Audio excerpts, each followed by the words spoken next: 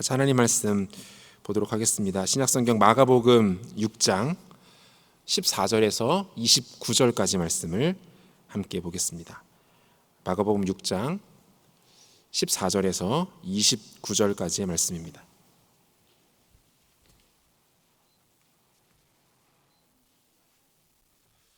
우리 한 절씩 교독하고 마지막 절은 같이 읽도록 하겠습니다.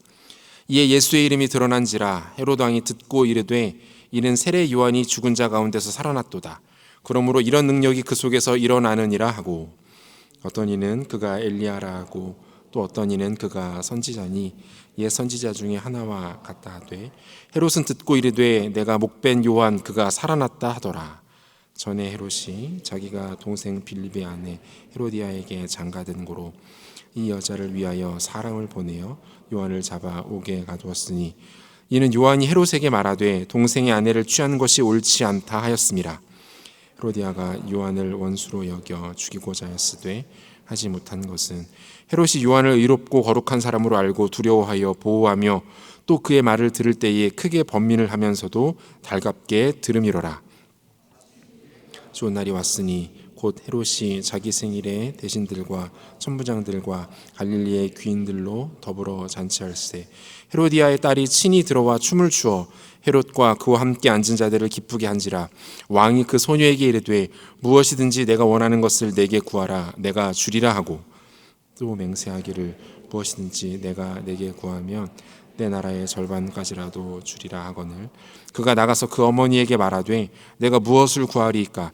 그 어머니가 이르되 세례 요한의 머리를 구하라 하니, 왕에게 급히 돌아가 구하여 이르되 세례 요한의 머리를 소반에 얹어 곧 내게 주기를 원하옵나이다 하니, 왕이 심히 근심하나 자기가 맹세한 것과 그 앉은 자들로 인하여 그를 거절할 수 없는지라. 왕이 곧 시병 하나를 보내어 요한의 머리를 가져오라 명하니, 그 사람이 나가 옥에서 요한을 목베어 그 머리를 소바에 얹어다가 소녀에게 주니, 소녀가 이것을 그 어머니에게 주니라. 요한의 제자들이 듣고 와서 시체를 가져다가 장사하니라. 아멘.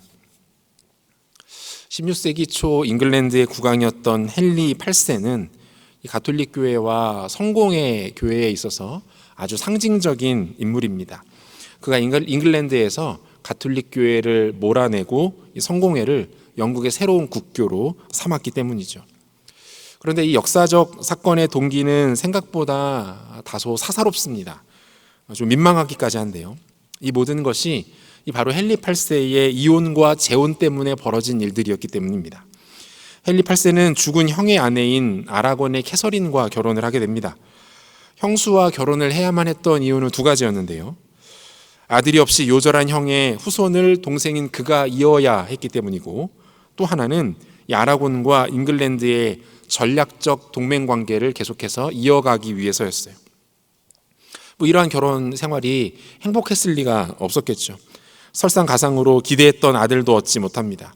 그러던 중 헨리 8세는 아내 캐서린의 젊은 시녀였던 앤 불린에게 그만 마음을 빼앗기고 맙니다.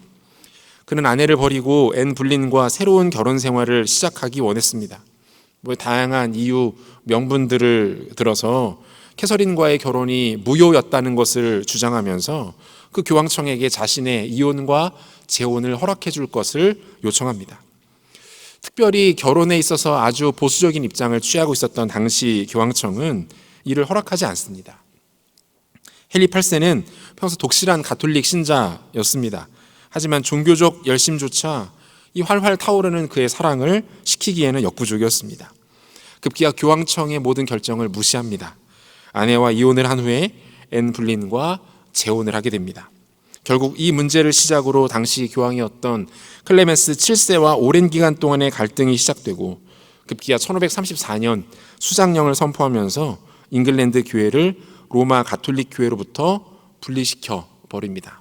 이 사건이 바로 성공회의 출발점이 된 것이죠. 결혼 생활 때문이었어요. 결혼이 문제였습니다. 처음부터 그다지 정상적이지 못한 결혼이 결혼 생활의 불만족을 초래했고요. 그것을 극복하지 못한 왕은 당시의 질서와 통념을 깨뜨리고 무리하게 재혼을 합니다. 어찌 보면 지극히 개인적이고 사사로운 일들로 인해서 역사는 또 한 번 크게 요동치게 되었던 것이죠.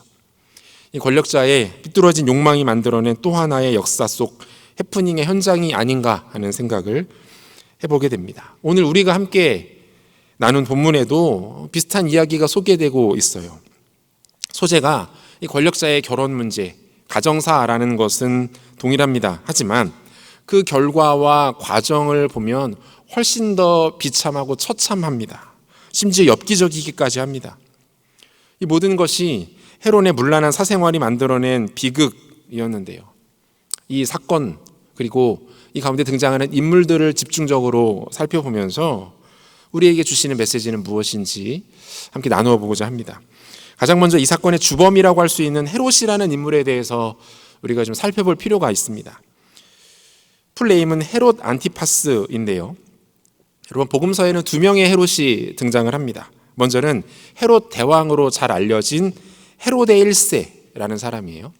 이 BC 43년경에 유대 지역의 왕이 되어서 요단 동편의 가나안 지역과 요단 서편이죠. 서편의 가나안 지역과 요단 동편의 일부 지역까지 통치합니다.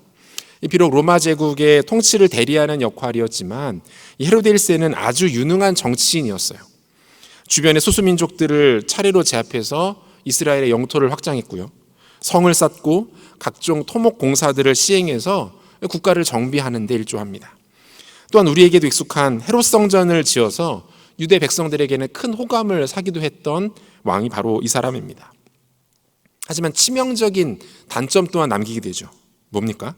예수님께서 태어나던 시점에 유대인의 왕이 나셨다라는 소문을 듣고 어떻게 합니까? 영아 살해 명령, 즉 2세 이하의 남자아이들을 모두 죽이라는 끔찍한 명령을 내리게 되는 왕이 이 헤로데 1세 첫 번째 헤롯이에요. 두 번째 헤롯은 오늘 본문에 등장하는 헤롯 안티파스인데요. 헤로데 1세의 세 아들 중에 한 사람이 바로 헤롯 안티파스입니다. 헤로데 1세는 죽으면서 자신이 통치하던 영토를 아들들에게 나누어서 다스리게 합니다. 헤롯 안티파스는 그 중에서도 이 갈릴리 지역을 맡아서 통치하게 되는데요. 로마는 이들에게 유대의 왕이라는 공식 지위 대신에 분봉왕이라고 하는 한 단계 격화된 지위를 이들에게 줍니다. 이 분봉왕은 헬라어로 테트라케스라고 하는데요. 4분의 1을 다스리는 자 이런 뜻이에요. 4분의 1을 다스리는 자. 당시 로마 제국에 예속된 지방 군주를 가리키는 표현이기도 했는데요. 오늘로 따지면 그 지역의 광역 단체장 정도 되는 위치라고 볼 수 있습니다. 아버지 헤롯이 아기 예수를 죽이려는 시도를 했다면 오늘 헤롯은 빌라도와 함께 예수님을 십자가에 못 박는 주요 공범 역할을 합니다. 누가복음 23장 11절과 12절을 보니까 헤롯이 그 군인들과 함께 예수를 업신여기며 희롱하고 빛난 옷을 입혀 빌라도에게 도로 보내니 헤롯과 빌라도가 전에는 원수였으나 당일에 서로 친구가 되니라 라고 되어 있어요. 가문 자체가 질이 굉장히 안 좋아요. 예수님과 복음, 하나님 나라에 대하여 상당히 적대적인 위치에 서 있는 가문과 사람들이었다라고 볼 수 있습니다. 안타깝게도 이것이 끝이 아닙니다. 아들 헤롯은 아버지의 악함을 아주 가볍게 뛰어넘습니다. 그 죄에 대해서 양파 같은 존재예요. 까도 죄가 계속 나와요. 악의 화수분 같은 존재입니다. 그 악함이 좀처럼 마를 생각을 하지 않아요. 그는 세례 요한의 목숨까지 빼앗게 되죠. 그것도 몹시 기괴하고 엽기적인 동기와 과정과 방식으로 선지자였던 세례 요한의 목숨을 빼앗게 됩니다. 이 사건에는 결정적인 공범, 어떻게 보면 사실상 주범이라고 할 수 있는데요. 한 명이 또 등장합니다. 누굽니까? 헤로디아라는 이름의 여인이에요. 자, 이 여인에 대해서 설명을 시작하면 아주 복잡해지기 시작합니다. 이 가문이 그야말로 콩가루예요. 하지만 오늘의 본문이 얼마나 처참한 상황인지를 알기 위해서 반드시 필요한 과정이라고 생각합니다. 한번 따라와 보세요. 앞서 소개해드렸던 그 첫 번째 헤롯의 1세에게는 모두 6명의 아내가 있었습니다. 헤롯은 이 아내들에게서 6명의 아들을 얻게 되는데요. 그중 두 번째 아내에게서 난 아들이 아리스토블루스라는 사람이에요. 그리고 이 아리스토블루스가 낳은 딸이 바로 오늘 본문에 등장하는 헤로디아라는 여인입니다. 헤로디아라는 여인은요, 헤로데 1세, 자기 할아버지죠. 할아버지의 또 다른 아들이자 자신에게는 이복 삼촌인 헤롯 빌립과 결혼을 하게 됩니다. 삼촌과 결혼을 했던 거예요. 하지만 이 헤롯 빌립은 젊은 나이에 요절하게 됩니다. 그러자 과부가 된 헤로디아를 이번에는 또 다른 아들인 헤롯 안티파스가 차지하려고 했던 것이죠. 자신의 이복 조카이자 때로는 한때는 제수씨였던 여인을 지금 아내로 맞이하려고 하고 있는 거예요. 그리고 이를 위해서 자신의 아내를 버리는 만행을 저지르기까지 합니다. 이 모든 내용이 역사적 사실이었다라는 거예요. 픽션이 아닙니다. 역사적 사실. 이 정도 되면 어떻습니까? 막장 드라마의 작가들은 반성을 좀 할 필요가 있습니다. 역사적 사실도 따라오지 못하는 그 빈곤한 상상력, 그죠? 픽션이 논픽션을 전혀 따라오지 못하고 있어요. 여러분, 이 말도 안 되는 이야기가 갈릴리 전역에 퍼지게 됩니다. 그리고 선지자 세례 요한에게도 이 말도 안 되는 허무맹랑한 소식이 들려오게 되었던 거죠. 세례 요한은 비록 로마의 꼭두각시 역할이었지만 백성을 다스리던 통치자였던 헤롯의 도덕적, 영적 타락을 가만히 지켜보고만 있을 수는 없었습니다. 그는 거룩한 분노에 휩싸여서 헤롯을 찾아갑니다. 혈통은 에돔인이었지만 사실상 유대인이라고 할 수 있는 그에게 하나님의 말씀을 근거로 그가 내렸던 결정들, 그의 행동들, 그의 선택들에 대해서 매우 신랄한 비판을 하기 시작합니다. 세례 요한이 지적했던 것은 크게 두 가지 죄였는데요. 첫 번째는 간음이에요. 그는 다른 여인과 결혼하기 위해서 아무 문제가 없는 아내를 버립니다. 이것은 하나님께서 율법을 통해서 철저하게 금하신 행동이었습니다. 신명기 24장 1절을 보니까요, 사람이 아내를 맞이하여 데려온 후에 그에게 수치되는 일이 있음을 발견하고 그를 기뻐하지 아니하면 이혼 증서를 써서 그의 손에 주고 그를 자기 집에서 내보낼 것이요 라고 되어 있는데요. 이 구절은 율법이 허락하고 있는 이혼의 최소 조건이에요. 최소 조건. 뭐가 필요합니까? 수치되는 일이 발생해야만 합니다. 여기서 수치되는 일이란 부부 사이의 정절을 깨뜨리는 모든 것들을 말합니다. 이 경우에만 이혼이 제한적으로 허락된다라고 율법이 해석될 수 있다는 거예요. 하지만 예수님은 이 구절을 재적용하시는데요. 마태복음 5장 31절과 32절, 또 일러스되 누구든지 아내를 버리려거든 이혼 증서를 줄 것이라 하였으나 나는 너희에게 이르노니 누구든지 음행한 이유 없이 아내를 버리면 이는 그로 간음하게 함이요 또 누구든지 버림받은 여자에게 장가드는 자도 간음함이니라. 예수님 뭐라고 말씀하세요? 음행한 이유 없이, 즉 무엇이 되었든 다른 목적으로 이 아내를 버리면 그 자체가 곧 간음을 방조하는 것이다 라고 경고하십니다. 헤롯은 지금 정확하게 이 율법, 그리고 예수님께서 재정의하신 이 말씀을 어기고 있습니다. 성적인 탐욕과 그의 문란함에 사로잡혀서 아내를 버리고 또 다른 여인에게 그의 마음과 그의 삶을 내어던집니다. 이것은 곧 간음하는 것과 다를 바가 없는 것이죠. 배우자가 아닌 다른 여인을 사랑했고 그것을 실행하려고 했다는 것은 간음입니다. 세례 요한이 지적하는 죄 두 번째는 무엇입니까? 근친상간이에요. 비록 배다른 형제 사이라도 그는 형제의 딸, 즉 조카를 자신의 아내로 맞이하려고 합니다. 그런데 심지어 이 여인은 이미 근친상간을 통해서 결혼한 과거 전력이 있었던 여인이었어요. 여러분, 아주 거슬러 올라가서 아브라함 당시 그 고대 사회에서는 하나님의 백성들이 결혼할 수 있는 사람 자체가, 대상 자체가 많지 않았습니다. 그렇기 때문에 예외적으로 이것들을 허용되었던 때가 있었죠. 하지만 이스라엘 백성의 인구가 기하급수적으로 늘어난 출애굽 시점 이후부터 하나님께서는 더 이상의 근친상간을 허락하지 않으십니다. 금하세요. 레위기 18장 16절을 보니까요, 너는 내 형제의 아내의 하체를 범하지 말라.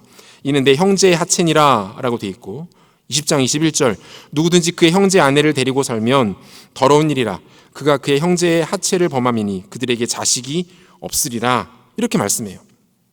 하나님께서 이 일을 몹시 가증하고 더러운 일로 여기셨다라는 거예요. 그리고 그렇게 만들어진, 죄를 통하여서 만들어진 가정에는 씨를 주시지 않겠다라는 아주 무서운 경고까지 내리십니다. 여러분, 헤롯은요, 이스라엘 백성들의 정치 지도자였습니다. 통치자가 올바른 권위를 갖기 위해서 절대적으로 필요한 것 중에 하나가 뭡니까? 도덕적, 율법적 정의, 도덕적, 윤리적 정의예요. 특별히 이스라엘의 지도자는 이방의 지도자들과는 다릅니다. 자신이 솔선수범하여 하나님의 말씀을 지킬 뿐만 아니라 이스라엘 백성들로 하여금 하나님 말씀을 지키도록 하는 것이 이스라엘의 지도자들에게 주어진 아주 본질적인 사명이었어요. 하지만 그는 이 모든 것에 완벽하게 실패하고 맙니다. 세례 요한은 그를 호되게 질책합니다. 하나님 앞에 즉시 회개하고 헤로디아와의 모든 관계를 정리하라 라고 경고해요. 세례 요한의 이러한 책망을 보고 회개하기는커녕 도리어 크게 분노한 것은 다름 아닌 헤로디아였습니다. 본문 19절 상반절 보니까요, 헤로디아가 요한을 원수로 여겨 죽이고자 하였으되 라고 되어 있어요. 이게 무슨 뜻입니까? 헤로디아가 이 이야기를 듣고 세례 요한에 대하여 괘씸하게 여겼다는 거예요. 기회를 보아서 반드시 죽이겠노라라는 마음에 살기를 품게 되었다라는 뜻입니다. 이것은 마치 아합의 왕비였던 이세벨이 엘리야를 죽이기 위해서 살기를 품고 있는 것과 다를 바가 없어 보입니다. 그런데 정작 헤롯의 반응은 조금 달랐거든요. 헤롯은 요한의 책망이 너무 아프고 부담스러웠지만 그래도 그것을 어느 정도까지는 마음에 받아들이고 있었던 것으로 보입니다. 본문 20절을 보면요, 헤롯이 요한을 의롭고 거룩한 사람으로 알고 두려워하여 보호하며 또 그의 말을 들을 때에 크게 번민을 하면서도 달갑게 들음이러라 라고 되어 있어요. 그 마음 가운데 요동함이 있었던 거예요. 불편하지만 그래도 선지자의 말씀 하나를 하나님의 음성으로 듣고 있는 모습이 그에게 발견되었다라는 것이죠. 그런데 안타깝게도 세례 요한 안에서 일어났던 이 영적 싸움은 금방 끝나고 맙니다. 그는 세례 요한의 권면이 아닌 자신을 기쁘게 하는 죄를 선택해요. 그리고 세례 요한을 감금하죠. 이유는 두 가지였어요. 하나는 더 이상 세례 요한의 말을 듣고 싶지 않았거든요. 계속 들으니까 불편하니까, 나는 죄를 짓고 싶고 들리는 이야기는 하나님의 말씀이 들려오니까 아예 듣는 것 자체를 거부하는 것이죠. 두 번째는 세례 요한을 헤로디아로부터 지키기 위함이었습니다. 진짜 헤로디아가 세례 요한을 죽일 것 같았거든요. 하지만 이러한 그의 어리석은 대처조차 오래가지 못합니다. 헤롯의 생일 연회가 펼쳐지는 날이었어요. 헤롯은 수많은 대신들과 지역의 유지들을 초청하여 성대한 잔치를 열었습니다. 참석한 모두가 술에 취해서 흥청망청하며 이성을 잃어가고 있을 때, 이때를 준비한 헤로디아가 그녀의 간사한 계획을 실행하기 시작합니다. 그녀는 자신의 딸을 데려와서 잔치에 흥을 돋을 만한 춤을 추게 합니다. 그녀의 춤을 본 헤롯을 비롯한 그곳에 있던 모든 남성들은 크게 기뻐했다라고 되어 있어요. 본문 22절 상반절을 보니까 헤로디아의 딸이 친히 들어와 춤을 추어 헤롯과 그와 함께 앉은 자들을 기쁘게 한지라. 여기서 이 딸이라는 말의 그 원어를 보면요, 코라시온, 헬러 코라시온이라는 단어가 사용되고 있는데요, 보통 이 코라시온은 결혼 정년기에 성숙한 여인을 가리킬 때 사용하는 단어예요. 대부분의 학자들은 이 단어를 근거로 이 상황을 어떻게 정리하냐면, 헤로디아의 딸이 이 잔치에서 추었던 춤은 성적인 메시지와 성적인 이미지를 물씬 풍기는 아주 음란한 춤이었다라고 정리를 합니다. 그 나이든 아저씨들이 젊고 젊은 여인의 음란한 춤을 보고 기뻐하고 즐거워하고 있는 이 모습, 이 광경이 지금 오늘 본문에 나타나고 있는 것이고, 더 끔찍한 것은 무엇입니까? 이것이 누구로부터 시작된 일입니까? 이 딸의, 이 소녀의 어머니인 헤로디아로부터 시작된 일들이었다라는 거예요. 그녀는 지금 세례 요한을 죽이기 위해서 자신의 딸을 성적 대상화하는 부모입니다. 결코 해서는 안 되는 일을 마음껏 저지르고 있어요. 하지만 안타깝게도 그녀의 계획은 성공을 거둡니다. 헤로디아의 딸에게 정신이 팔리고만 헤롯은 어이없는 말을 내뱉고 말죠. 원하는 것을 말해라. 내가 다 주겠다. 심지어 이 나라의 절반까지로 내가 줄 테니까 말만 해라. 곁에서 이 말을 듣는 헤로디아가 회심의 미소를 지으며 딸을 불러 이렇게 말할 것을 요구합니다. 세례 요한의 머리를 소반, 즉 쟁반에 얹어서 내게 주기를 원합니다. 소녀의 입에서는 나올 수 없는 처참한 말이 나오고 있는 거예요. 세례 요한의 머리를 쟁반에 담아 그것을 나에게 주십시오. 그래서 순간 고민하며 머뭇거렸지만 이미 자신이 많은 사람들 앞에서 내뱉은 말을 주워 담을 수는 없었어요. 잠시 후 세례 요한의 목이 쟁반에 담긴 채 연회장 한복판을 가로질러 소녀에게 전달되었습니다. 소녀는 또다시 그것을 어머니 헤로디아에게 전달합니다. 몹시 기괴하고 엽기적인 장면이에요. 역겨울 정도로 추악하고 소름 끼칠 정도로 악함이 충만한 현장을 오늘 안타깝게도 우리는 보고 있는 거예요. 세례 요한의 머리가 담긴 그 쟁반을 손에 들고 회심의 미소를 지었을 헤로디아의 모습을 상상하면 지금도 몸소리가 쳐지는 것 같아요. 사랑하는 여러분, 오늘 본문에 등장하는 헤롯과 헤로디아의 결정적인 실패는 무엇입니까? 한마디로 어쩌다가 이들이 여기까지 갔습니까? 이들은 지금 왕과 왕비가 아닙니다. 이들은 지금 철저한 노예 상태입니다. 이들은 지금 철저한 종의 모습으로 오늘 본문 가운데 자신의 악한 본색을 드러내고 있어요. 철저한 노예의 모습으로 지배당했고 끌려다녔고 악을 행합니다. 그들을 지배하고 그들을 위해 군림하고 그들을 주장했던 것은 무엇입니까? 그들은 무엇의 노예였던 것입니까? 두 가지로 정리하겠습니다. 첫 번째, 그들은 왜곡된 욕망의 노예들이었습니다. 헤롯과 헤로디아를 지배했던 것은 무엇입니까? 성적 욕망, 그리고 분노와 증오로 표출된 자기애의 욕구였습니다. 다른 사람들 앞에서 자신의 위치, 소유, 업적을 드러내고 싶은 과시욕, 명예욕도 그들을 지배하고 있었습니다. 뭡니까? 그들은 삐뚤어지고 왜곡된 욕구의 노예들로 오늘 본문에 그려집니다. 근데 여러분, 욕구 자체는 악한 것이 아닙니다. 욕구는 가치 중립적이에요. 이게 무슨 말입니까? 그 자체만으로는 선한 것도 아니고 악한 것도 아니다라는 말이에요. 더 엄격하게 말해보면 욕구는 하나님께서 인간에게 주신 것이기 때문에 그 자체만을 놓고 보면 선한 것이다라고 말할 수도 있습니다. 성은 아름다운 것입니다. 소중한 거예요. 하나님은 인간의 성적 욕구를 통해서 하나님의 형상인 인간을 이 땅에 존재하도록 하십니다. 가정을 이루게 하시고 확장되게 하십니다. 인간의 성과 성적인 욕구를 통해서 생육하고 번성하라는 하나님의 명령을 성취되도록 하십니다.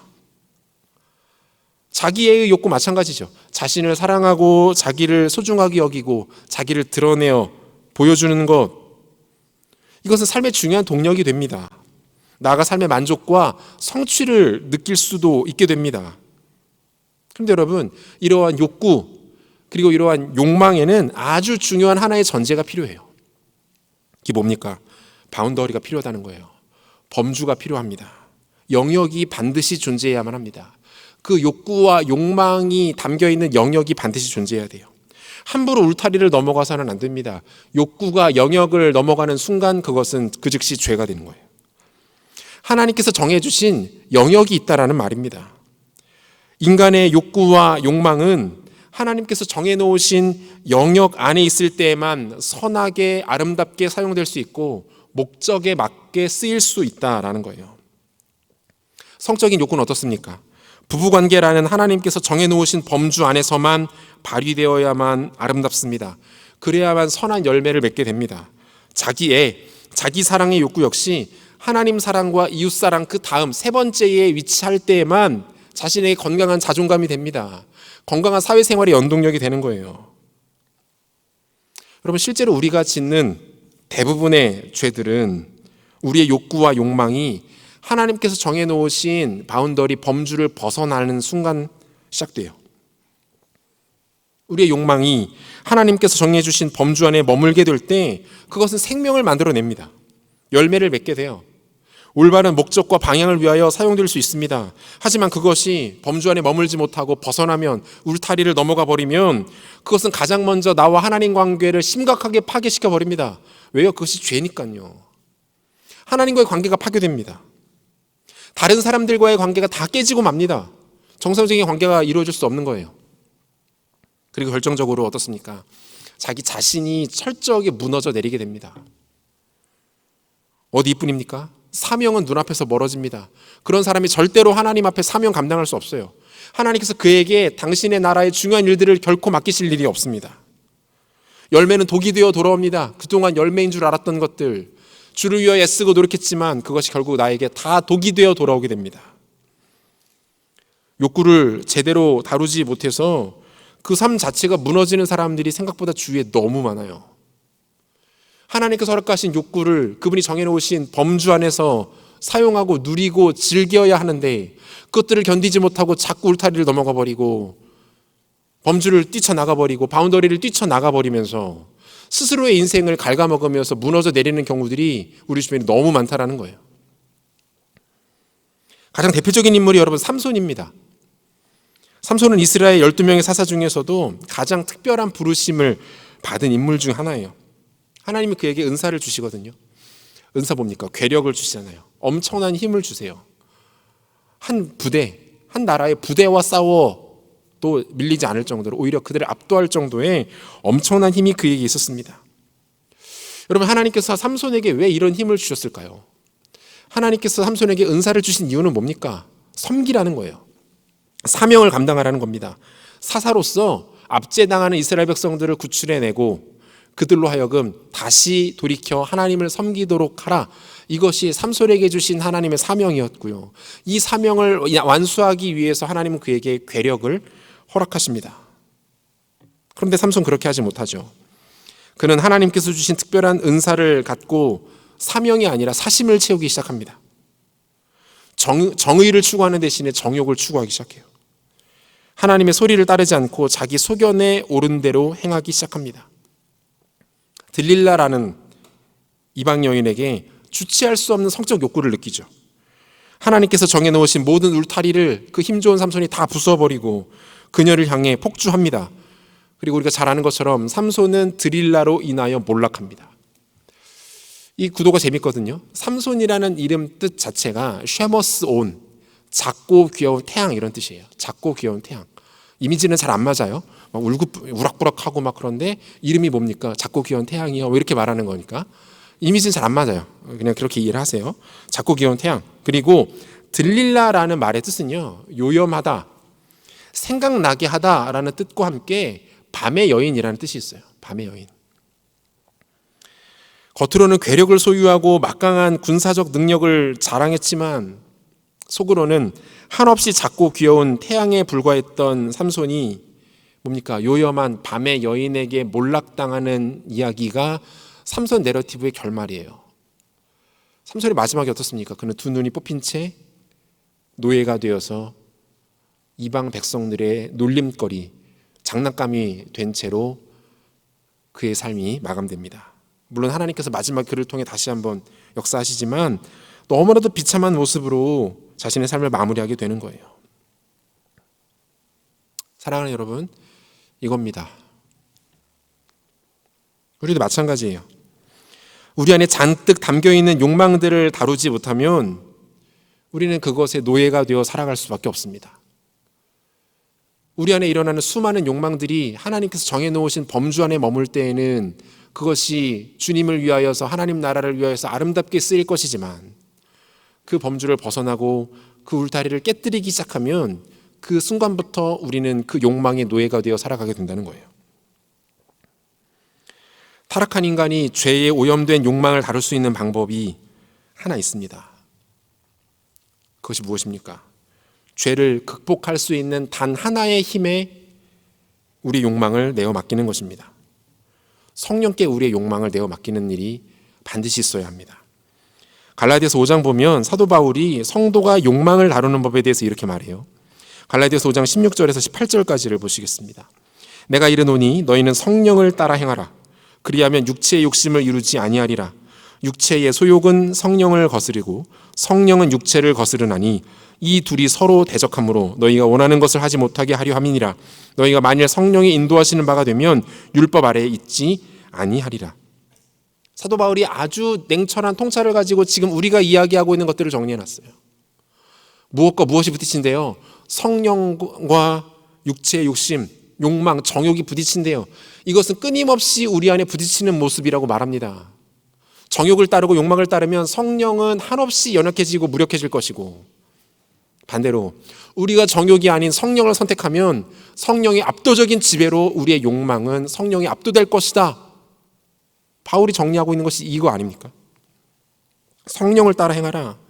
사도 바울이 다른 대안을 제시하지 않아요. 왜 그렇습니까? 답이 이거 하나거든요.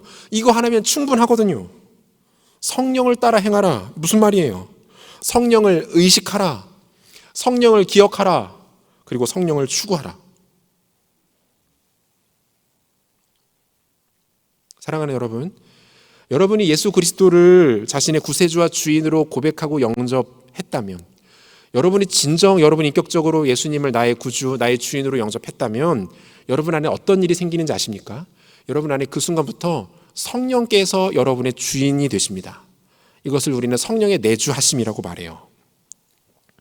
하나님께 대하여 신앙 고백을 하는 것조차가 인간의 힘과 의지와 이성만으로는 할 수 있는 것이 아니기 때문에 우리가 하나님께 대하여 신앙 고백을 했다는 것은 무엇을 뜻하는 거예요? 우리 안에 성령께서 이미 계시다는 것을 뜻하는 것입니다. 신앙 고백의 시점과 성령의 내주 시점은 정확하게 일치할 수밖에 없는 것이죠. 그러므로 신앙 고백을 한 사람 안에는 이미 성령께서 자리하고 계시는 거예요. 이 사실을 알았다면 그 다음부터는 우리는 무엇을 해야 합니까? 성령을 찾아야죠. 우리의 삶 안에, 내면 안에 성령께서 어디에서 무엇을 하시는지를 부지런히 찾기 시작해야 합니다. 그분을 자꾸 우리 삶의 중심으로 모셔야 합니다. 내 삶의 영역으로 그분을 모셔야 합니다. 그분께 묻고 그분의 다스림과 그분의 통치를 받으려고 애쓰고 노력해야 합니다. 한마디로 그분을 찾아야 합니다. 여러분, 성령을 구하십니까? 기도하면서 성령을 경험하게 해달라고 기도한 적 있으십니까? 성령의 충만함을 구하고 있습니까? 그 성령의 지배와 통치를 받는 내 삶이 되게 해달라고 여러분 기도합니까? 여러분, 이게 성령을 따라 행하는 거예요. 성령이 내 안에 계시다는 것을 기억하는 겁니다. 그분을 찾고 그분께 순종하는 겁니다. 여러분, 이 일이 우리 안에 일어나면 자연스럽게 우리의 욕구와 욕망은 정리됩니다. 우리 안에 있는 욕구를 다루고 그것으로 인한 죄를 대하는 모습은 우리에게 있어서 구원의 결정적인 증거로 나타나기도 해요. 이게 무슨 말입니까? 여러분, 욕구 자체를 완벽하게 제거할 수는 없죠. 완벽하게 압도할 수도 없습니다. 끊임없이 내 안에서 욕구들이 일어나잖아요. 이것들을 주체할 방법이 없잖아요. 목사인 저도 마찬가지입니다. 이것들을 어떻게 이겨냅니까? 이 욕구들이 나의 죄성과 만나면서 왜곡되고 삐뚤어지면서 선을 넘나들기 시작합니다. 이것이 인간의 실체이죠. 모든 인간에게 나타나는 동일한 모습이에요. 그런데 여러분, 차이점. 구원받은 자들에게는 이 현상이 있으나 그들의 반응이 다르다는 거예요. 이 현상이 구원받은 자들에게도 동일하게 나타납니다. 구원받았다는 것만으로도 이 일이 완벽하게 해결되지 않아요. 이 일이 동일하게 나타납니다. 그런데 그에 대한 반응이 다르게 나타나요. 왜 그렇습니까? 우리 안에 계신 성령께서 우리를 그 욕망에, 그 죄에 끌려가도록 내버려 두지 않으시기 때문에 그렇습니다. 우리로 하여금 부담을 느끼게 하세요. 이거 아닌 것 같은데. 이렇게 끌려갈 수는 없지. 또 실패할 수는 없지. 이건 아니야 라는 마음의 부담이 일어납니다. 엎드려 기도하죠. 하나님, 나를 도와주십시오. 내가 다시 실패하고 싶지 않습니다. 내가 또 넘어져서 그 죄의 수치감 가운데 거하지 않기를 원합니다. 하나님, 한 번만 도와주십시오. 이겨낼 수 있도록 도와주십시오. 버틸 때까지 버팁니다. 끝까지 포기하지 않아요. 비록 그렇게 버티다 지더라도 다음에 비슷한 상황이 찾아오면 다시 이를 갈며 싸울 준비를 하게 되는 것이죠. 여러분, 우리 안에 성령께서 거하시면 이런 일들이 일어나요. 내 안에 성령이 계시다라는 것을 우리가 어떻게 확인할 수 있습니까? 내 안에 성령께서 계시다라는 것을 확인할 수 있는 두 가지 정확한 방법이 있습니다. 첫 번째, 신앙 고백 말씀드렸죠. 신앙 고백 내 힘으로 할 수 있는 거 아니에요. 여러분이 진짜 인격적으로 예수님께 대해 신앙 고백을 하셨다면 그것은 여러분 안에 성령께서 내주하시기 때문에 가능했던 일입니다. 하지만 이거 하나만으로는 알 수 없어요. 이 하나만으로는 그 신앙 고백이 진정한 고백이었는지 아니면 내가 나 스스로를 속이고 있는 것인지 확인할 길이 없어요. 두 번째가 반드시 필요합니다. 두 번째 뭡니까? 싸움이 있는가? 싸움이 있는가? 내 안에 나의 연약함, 나의 탐욕, 나의 죄와 나는 싸우고 있는가? 싸울 준비가 되어 있는가? 싸워 이기고자 하는 열망이 있는가? 내 안에 선한 그리스도인의 전투적 자아가 살아있는가? 선한 그리스도인의 전투적 자아. 비록 제가 만든 말이지만 괜찮은 말인 것 같아요. 선한 그리스도인의 전투적 자아. 내 안에 살아있는가? 그리고 이 선한 그리스도인의 전투적 자아는 오직 성령께만 순종하는 자아입니다. 성령께서만 그 전투적 자아를 지휘하실 수 있는 유일한 지휘관이 되시는 거예요. 사랑하는 여러분, 예수를 주로 고백했습니까? 또 하나 묻습니다. 여러분, 죄와 싸우고 있습니까? 여러분 안에 선한 그리스도인의 전투적 자아가 여전히 활발하게 대장되시는 성령의 명령에 따라 반응하고 있습니까? 아니면 전투적 자아가 저 구석에 폐잔병처럼 처박힌 채 죄에 끌려다니며 죄에 노예된 모습으로 살아가고 있지는 않습니까? 헤로디아와 헬롯과 같은 욕망의 노예가 되지 마십시오.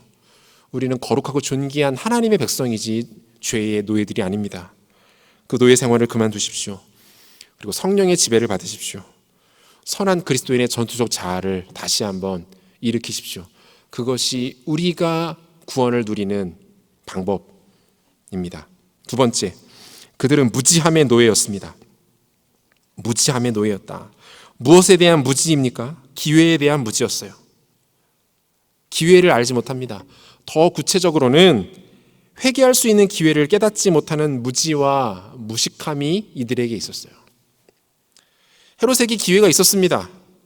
어느 포인트인지 짐작이 되시죠? 본문 20절 다시 한번 보겠습니다. 본문 20절 같이 한번 읽겠습니다. 같이 읽습니다.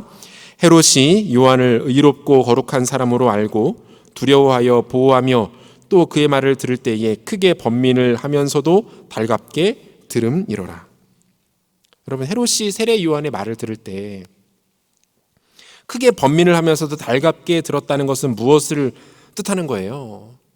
세례 요한이 헤롯에게 찾아와서 막 그를 책망하며 질책합니다. 어떻게 왕이 그럴 수 있습니까? 당신 통치자 아닙니까? 율법을 지켜야 되는 것 아닙니까? 당신 지금 범죄했습니다. 하나님이 진노하실 겁니다. 당장 그만두십시오. 그런데 그 말을 듣고 고통스러우면서도 한켠에 뭐가 있었다는 거예요? 달갑게 들었다는 거예요. 달게 들었다는 거예요. 여러분, 이 상태는 지금 무엇을 말하는 거예요? 세례 요한이 지금 갈림길에 서 있었다라는 거예요. 세례 요한을 통해 들려오는 하나님의 말씀이 그에게 들렸고 여전히 그의 내면에서 들려오는 욕망의 소리들이 들리고 있었습니다. 갈림길에 서 있는 거예요. 여러분, 이것은 감사한 일이죠. 왜 그래요? 그에게 하나님의 음성이 들리고 있었거든요. 그가 죄의 막다른 골목에 막다른 낭떠러지에 떨어져 있는 것이 아니라 그에게 하나님의 음성이 들리고 있었다니까요. 생명의 기회가 주어지고 있었다는 거예요. 여러분, 지금도 마찬가지죠. 하나님의 말씀이 선포되고 있는데 이 말씀이 지금 여러분들의 귀에 들리고 있다는 것은, 여러분이 이 말씀을 지금 듣고 있다는 것은 여러분에게 기회가 주어지고 있다는 겁니다. 지금 말씀을 듣는데 마음이 불편해요. 뭔가 자꾸 나를 찌르는 것 같아요. 어떤 사건, 어떤 사람, 어떤 내가 했던 행동이나 말들이 그 시점이 계속 떠오르면서 무언가 불편함을 느끼고 있다면 여러분, 그것은 너무 감사한 일입니다. 왜 그래요? 여러분에게 지금 하나님의 음성이 들리고 있는 거예요. 여러분이 막다른 길에 있는 것이 아니라는 것을 보여주고 있는 거예요. 갈림길에 서 있는 거예요.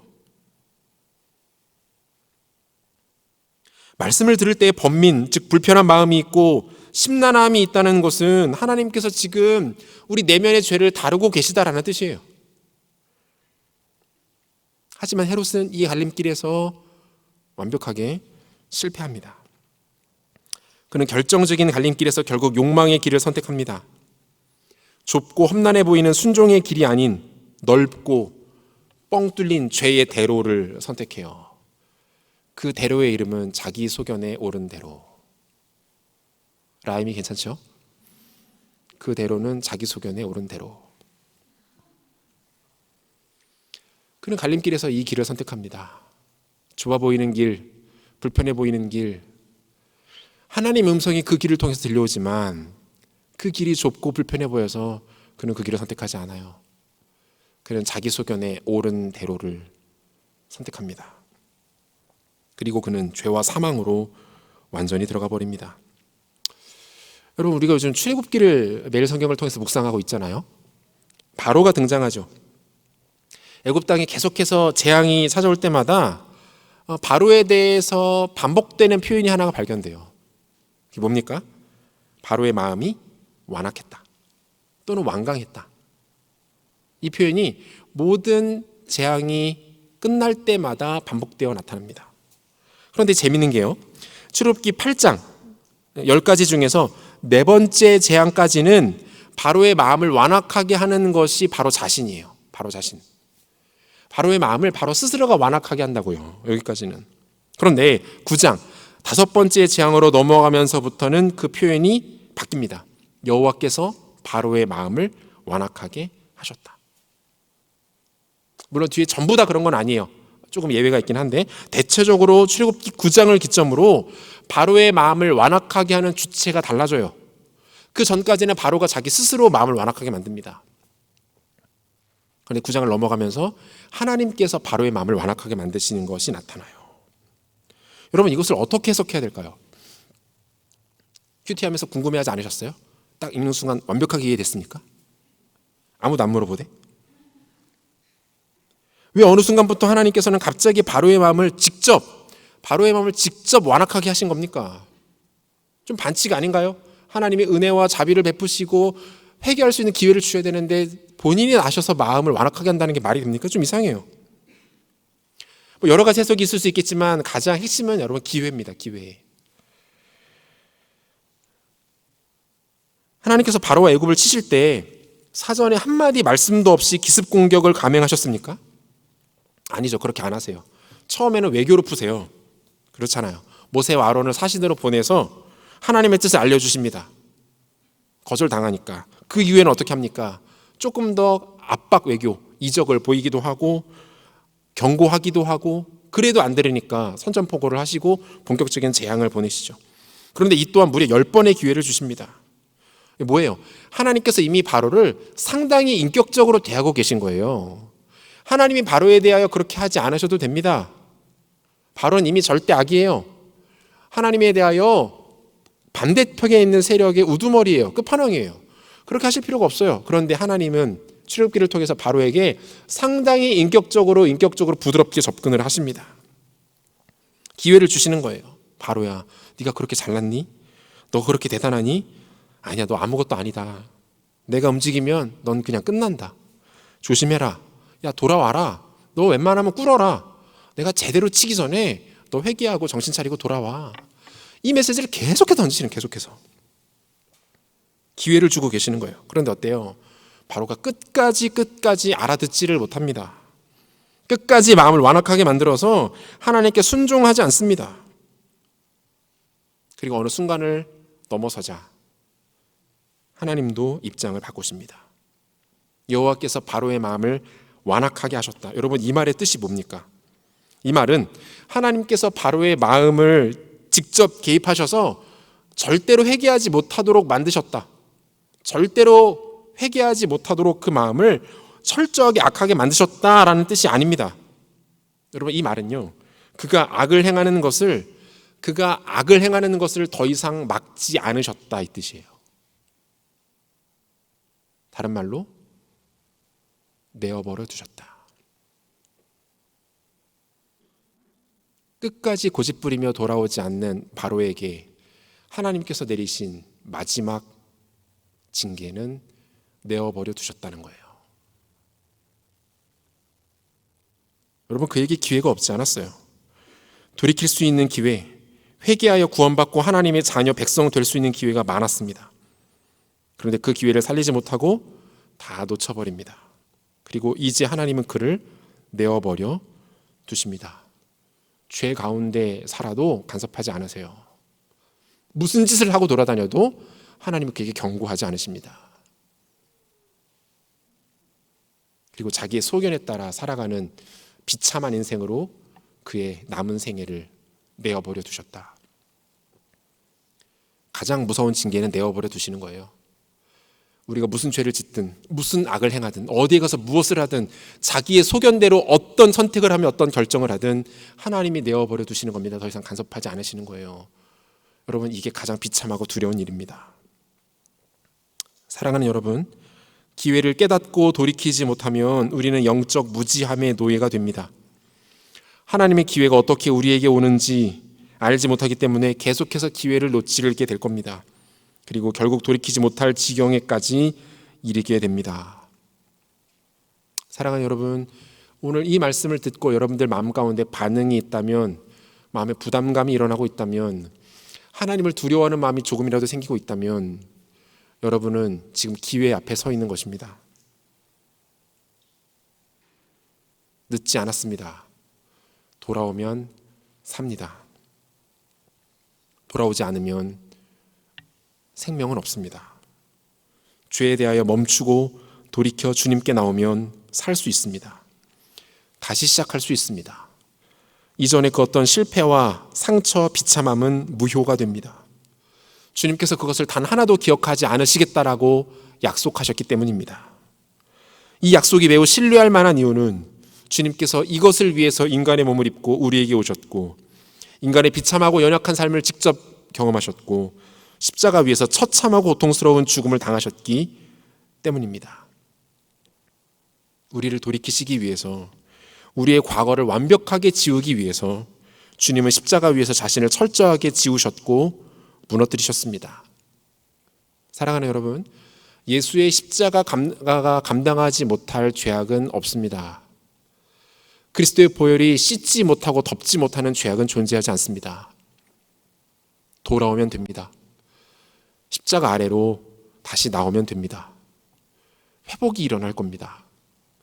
내가 하나님 앞에 어떤 죄를 지었든, 얼마나 그분으로부터 멀리 떨어졌든, 얼마나 완악하고 교만하고 강팍한 마음을 품었고 그렇게 말했고 행동했든, 예수님께서 십자가 위에서 두 팔 벌려 말씀하십니다. 나에게 오라.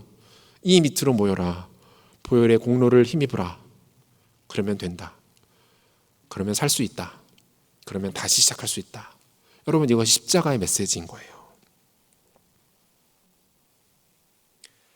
하나님이 여전히 나를 포기하지 않으셨음을 믿고 이제부터 그분과 함께 할 것을 다짐하며 다시 일어나 나의 정욕과 욕망, 죄와 싸우는 삶을 살아갈 것을 결단할 때 십자가 위에서 완성하신 그분의 은혜와 보혈의 능력이 여러분의 삶 위에 인생 가운데 부어지게 될 겁니다.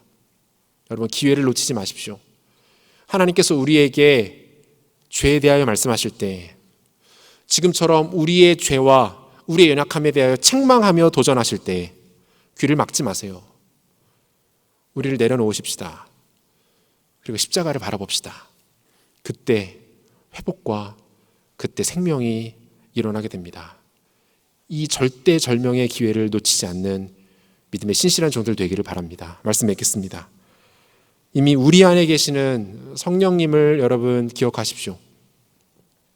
우리 안에 성령께서 계십니다. 그분을 방치해 두지 마세요. 그분을 외면하지 마십시오. 성령님을 부르시고 그분을 여러분의 삶의 중심으로 초청하시고 그분이 여러분의 삶을 다스리고 통치하실 수 있도록 그분께 내어드리십시오. 그때부터 우리의 욕망과 우리의 죄는 납작해지기 시작합니다. 십자가의 영광과 보혈의 능력은 우리 안에 충만해지게 될 것입니다. 바라기는 오늘 우리의 치부와 우리의 죄악에 대하여 지적하시고 말씀하시는 하나님의 음성을 외면하지 마시고 회개하며 돌이킬 수 있는 기회가 있을 때 성령을 의지하여 다시 한번 하나님 앞으로 돌아오고 그분 앞에 무릎 꿇고 그분 앞에 엎드림을 통하여서 진정한 회복과 진정한 은혜와 진정한 정결함을 경험하는 우리 모두가 되시기를 우리 주 예수 그리스도 이름으로 축원합니다. 자리에서 일어나겠습니다.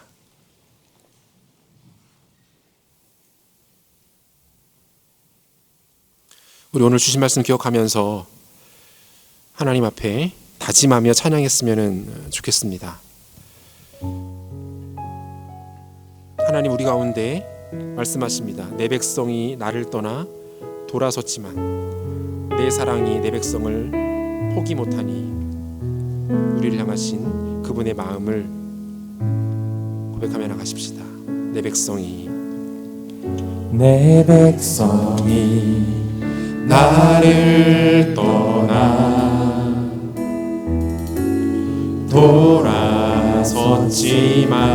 돌아섰지만 내 사랑이 내 백성을 포기 못하니 내 사랑이 내 백성을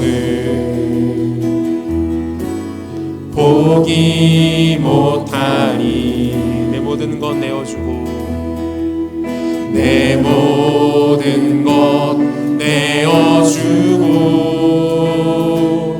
나 그들을 얻으리라. 여호와께 돌아가자. 우린 돌아서도 그는 변치 않네. 여호와께 돌아가자. 우린 넘어져도 그 사랑 영원하네. 다시 한번 고백합시다. 내 백성이 나를 떠나 내 백성이 나를 떠나 돌아섰지만 내 사랑이 내 백성을 포기 못하니 내 사랑이 내 백성을 포기 못하니 주님의 마음을 고백합시다. 내 모든 것 내어주고 내 모든 것 내어주고 나 그들을 얻으리라. 우리가 고백할 주님입니다. 여호와께 돌아가자.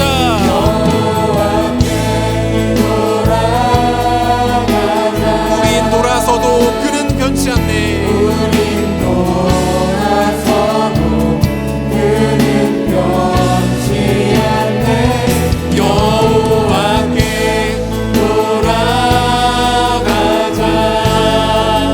우린 넘어져도 그 사랑 영원하네. 사랑의 노래 찾고 사랑을 오래 참고 자신을 내어주네. 서로 사랑할 때 세상은 주보내.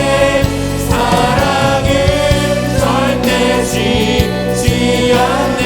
사랑의 노래 찾고 사랑을 오래 참고 자신을 내어주네. 서로 사랑할 때 세상은 주보내. 사랑은 절대 지지 않네. 여호와께 돌아가자.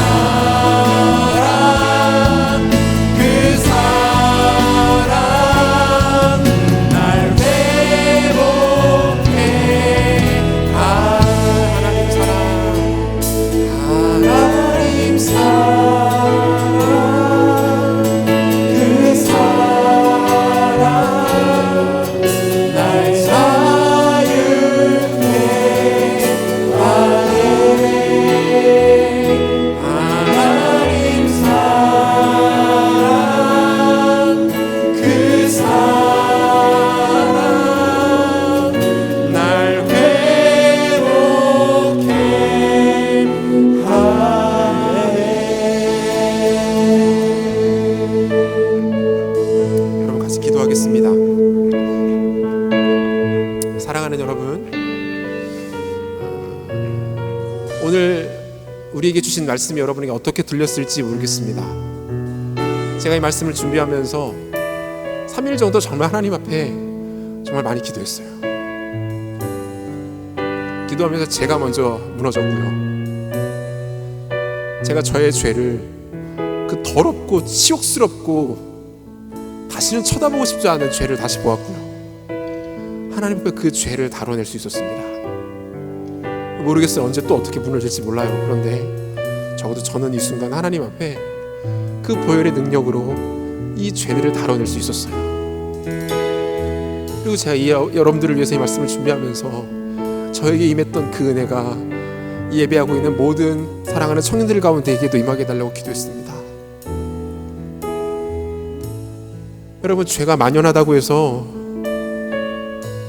죄가 익숙하다고 해서, 우리 주변에 죄가 널려있다고 해서, 얘도 죄를 짓고 쟤도 죄를 짓고 쟤는 나보다 더 심한 죄를 짓는다고 해서, 여러분, 하나님의 기준은 달라지지 않습니다. 하나님의 기준은 달라지지 않아요. 하나님이 죄를 보시는 관점과 하나님이 죄를 해석하시는 툴은 조금도 달라지지 않습니다. 죄를 두려워하셔야 돼요. 죄 짓는 내 모습에 대해서 여러분 경계하셔야 돼요. 죄를 짓고서도 아무렇지도 않다면 그것을 두려워하셔야 돼요. 음란한 가운데 빠져 있지 않습니까? 교만함이 하늘을 찌르고 있지 않습니까? 다른 사람들을 정죄하고 판단하고 미워하고 원망하고 뒤에서 욕하고 불법적인 방법으로, 가짜 방법으로 우리의 복지와 우리 행복을 꿈꾸고 있지 않습니까? 그것이 일상화되어서 나에게 인격으로 되어버리지 않습니까? 여러분, 두려워하셔야 됩니다.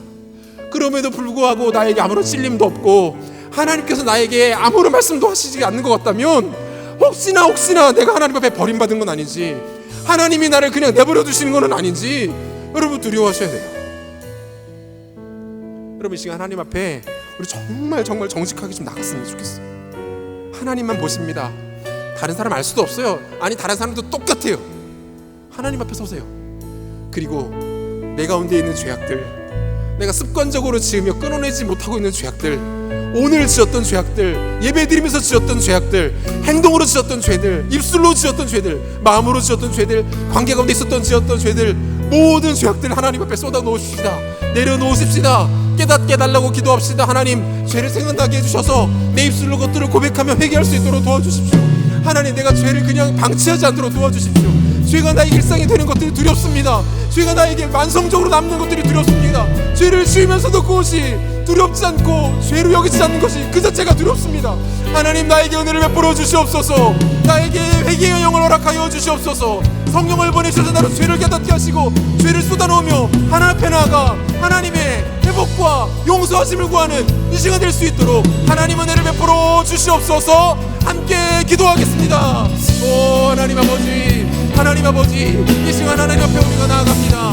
하나님 앞에 정직하게 나아갑니다. 우리의 죄악과 우리의 깨어짐과 우리의 상함과 우리의 음란함과 우리의 더러움과 우리 입술의 죄악들과 우리 생각의 죄악들과 우리 교만했던 마음들과 우리의 모든 죄악들 이 시간 주님 앞에 내려놓습니다. 아버지 하나님, 우리는 대학을 생각나게 하여 주옵소서. 우리가 우리의 죄악을 생각나게 하여 주옵소서. 우리의 죄가 너무나도 두렵고 너무나도 수스럽고 너무나도 지옥적인 것들임을 알게 하여 주옵소서. 아버지 하나님, 우리 영을 깨워 주옵소서. 우리 영을 일으켜 주옵소서. 우리 영혼을 일으켜 주옵소서. 아버지 하나님, 죄를 깨닫게 하여 주옵소서. 죄를 도하게 하여 주옵소서. 죄를 쏟아놓은 내 앞에 나갈 수 있도록 도와주옵소서. 하나님의 용서의 은혜를 구하게 도와주옵소서. 그리스도의 보혈을 덧입을 수 있도록 도와주옵소서. 아버지 하나님, 우리를 그냥 내버려두지 마시고 우리를 방치하지 마시고 우리를 버려두지 마시고 우리를 그냥 내버려두지 마시고 우리 하나님의 죄를 깨닫게 도와주시기를 하나님의 소망을 기도합니다. 아버지 하나님을 베풀어 주시옵소서. 아버지 하나님의 죄를 생각나게 하여 주옵소서. 아버지 하나님을 그냥 내버려두시는 들 가운데 나가지 아니하던 하나님을 잡아주는 이들의 소망을 기도합니다. 하나님의 죄를 베풀어 주시기를 원합니다. 하나님의 죄를 베풀어 주시기를 원합니다. 여러분, 더 기도하십시오. 하나님 앞에 은혜를 구하며 기도하십시오. 하나님께서 우리에게 죄를 깨닫게 해달라고, 회개의 영을 부어달라고, 우리를 깨끗이 씻어달라고 여러분 기도하세요. 기회를 놓치지 마십시오. 하나님 앞에 우리의 모습을 내려놓고 나가십시오. 하나님 아버지, 은혜를 베풀어 주시기를 원합니다. 하나님, 우리에게 그 길을 베풀어 주시기를 원합니다. 우리의 죄악들을 보게 하여 주시기를 원합니다. 십자가 앞에 서게 하여 주시기를 원합니다. 하나님들의 십자가 앞에 설 수 있도록 하나님 은혜를 베풀어 주시기를 원합니다.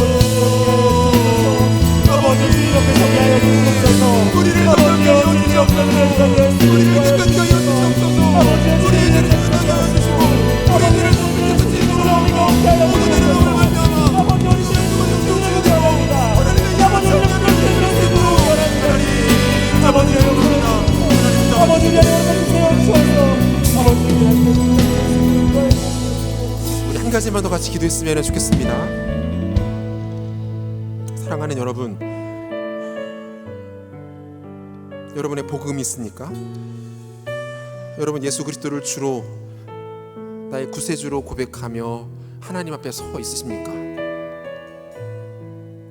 두 가지를 통해 알 수 있다고 했죠. 하나는 신앙 고백, 그리고 하나는 죄와 싸우고자 하는 열정, 죄를 미워하는 몸부림. 여러분의 신앙 고백은 여러분 안에 있는 선한 그리스도인의 전투적 자아를 통해서 검증될 수 있습니다. 내가 내 스스로에게 속아서 진짜 복음을 알지 못하면서도 복음을 알고 있다고 충분히 말할 수 있고요. 복음 앞에 자신의 모든 것들을 내려놓지 못했음에도 불구하고 자기 자신에 속아서 종교적 분위기에 속아서 얼마든지 그거에 대하여 오해할 수 있습니다. 방점은 여러분 안에 있는 선한 그리스도인의 전투적 자아에 있어요. 여러분 진짜 죄와 싸우기 원하십니까? 하나님 앞에 거룩해지기를 원하십니까? 주의 말씀 따라 살기를 원하십니까? 그렇다면 여러분 죄와 싸워야 합니다. 지더라도 또 일어나 싸우고, 깨지더라도 또 일어나 다시 달려나가고, 죄가 지겨워서 죄가 학을 뛸 정도로 그를 향하여서 달려나가 싸워야 합니다. 그리고 결국에는 승리할 겁니다. 왜요? 그리스도의 선한 전투적 자아를 통제하시는 지휘관은 성령 하나님이시기 때문에 그렇습니다. 이 시간에 같이 한번 오늘 주신 말씀 기억하면서 한 번만 더 기도했으면 좋겠는데요. 여러분 하나님 앞에 이 마음을 달라고 기도합시다. 하나님, 나에게 거룩해지고자 하는 열정이 있습니다. 하나님, 말씀대로 살아가고자 하는 선한 의지가 있습니다. 하나님, 이 가운데 기름 부어 주시옵소서. 성령 하나님 역사하여 주시옵소서. 죄와 싸워 이길 수 있는 힘을 더하여 주시옵소서. 끝까지 포기하지 아니하고 죄를 향하여 달려나가는 선한 열정과 성령의 마음을 우리 심령 가운데 부어 주시옵소서. 같이 기도하겠습니다. 하나님 아버지 감사합니다. 하나님, 시간 주 앞에 기도하며 나갈 때에 아버지 하나님, 우리가 하나님 앞에 기도하며 간구하며 나가기를 원합니다. 아버지 하나님, 그리스도의 전투적 자아가 우리 가운데 못될 수 있도록 내려 베풀어 주시옵소서. 하나님, 주님 앞에 독도의 빛에 나갈 수 있도록 하나님 붙잡아 주시옵소서. 한 걸음으로 좁혀 나갈 수 있도록 하나님 붙잡아 주시옵소서. 죄를 미워하고 죄를 멀리하고 죄와 싸우고 죄와 인교조하는 마음들이 우리 가운데 적으로 변할 수 있도록 하나님 붙잡아 주시는 분들이 소망하며 기도합니다. 오 하나님, 아버지 중간에 나를 돌아 도와주시고, 하나님 죄를 지키는 마음들이 우리 들어갈 수 있도록 도와주시고, 하나님 앞에 바로 서서 아버지 죄와 싸우며 죄를 이겨내며 죄를 다루려면 놀라운 역사가 우리 신령 가운데 마음에 걸을 수 있도록 하나님 아버지 축복하여 주시고 은혜를 풀어주시는 기도합니다. 하나님, 은혜를 풀어주옵소서. 도와주옵소서.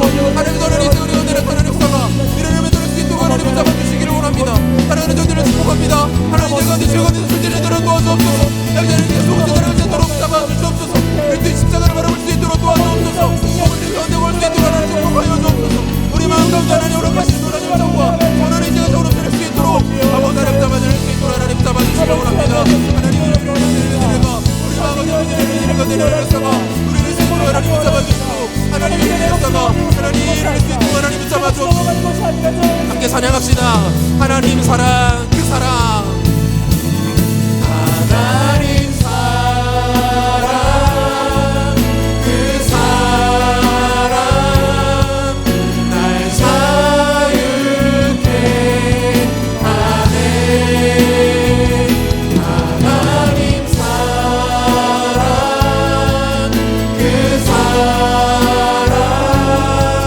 날 마지막으로도 하나님의 놀라운 사랑을 선포하며 나갑니다. 하나님 사랑, 하나님 사랑, 그 사랑 날 자유케 하네. 하나님 사랑, 그 사랑 날 회복해 하네.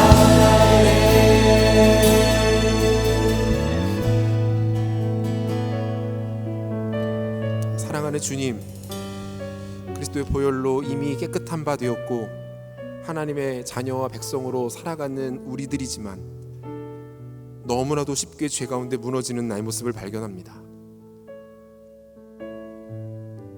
조금의 자극과 공격과 노출에도 마치 기다렸다는 듯이 죄로 돌아가고 죄에 빠져서, 그리고 그것이 얼마나 심각하고 치명적인지도 알지 못한 채 그 가운데 머물며 희낙락하며 살아가고 있는 것이 하나님 오늘 나의 진짜 모습입니다. 이러한 우리를 포기하지 않으시고 다시 한번 말씀을 들려주시고 이 말씀으로 우리의 폐부를 찔러주시고 부끄럽게 만드시고 수치를 느끼게 하시고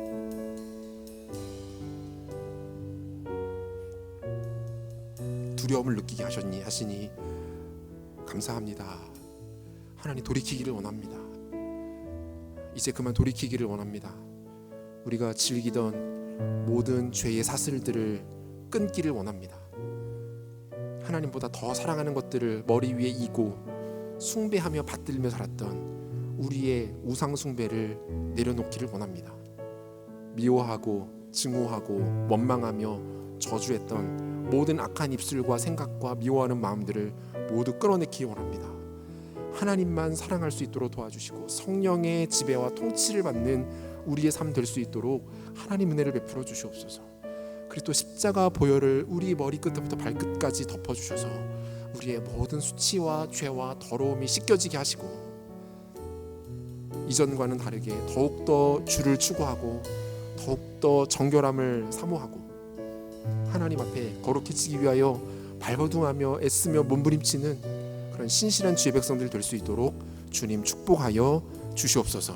이 결단과 이 마음이 쉽게 꺾이지 않게 하시고 또 일어나 나가 싸우고 또 일어나 나가 싸우고 죄와 싸우고 죄와의 전면전 선포를 쉬지 아니하는 믿음의 신실한 종들 될 수 있도록 축복하여 주옵소서. 그렇게 일하실 주를 기대하며 존귀하신 예수 그리스도 이름으로 기도합니다.